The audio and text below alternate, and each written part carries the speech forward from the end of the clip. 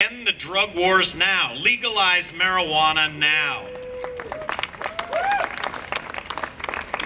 We're at a tipping point on the marijuana issue.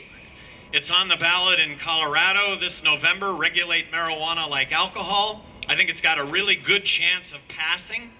Coloradans understand the issue. They get it.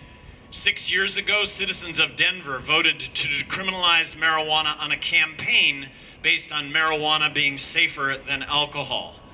90% of the drug problem is prohibition-related, not use-related. That is not to discount the problems with use and abuse, but that should be the focus. How would it have worked if I would have been President of the United States, somebody who has no aversion to vetoing legislation after 9/11? I would have never established the Department of Homeland Security. I think it's incredibly redundant, and that means TSA would never have been under the auspices of the federal government. I would have left airport security to the airlines, to the airports, to the states, and to the municipalities.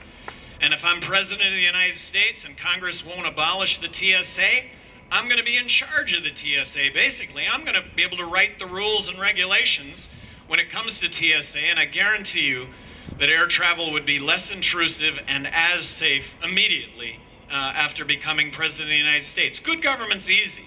It's not hard. And it starts with issues first, politics last.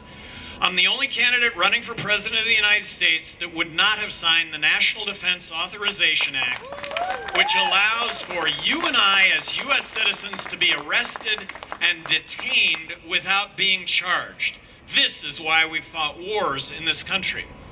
I'm the only candidate running for President of the United States that believes that we're going to suffer a monetary collapse as a result of borrowing and printing money to the tune of 43 cents out of every dollar that we spend. So I'm the only candidate running for President of the United States that is promising to submit a balanced budget to Congress in the year 2013. That is a $1.4 trillion reduction in federal spending. All of us need to understand that unless we do this, we're going to find ourselves with a collapsed government. We're going to find ourselves in a monetary collapse.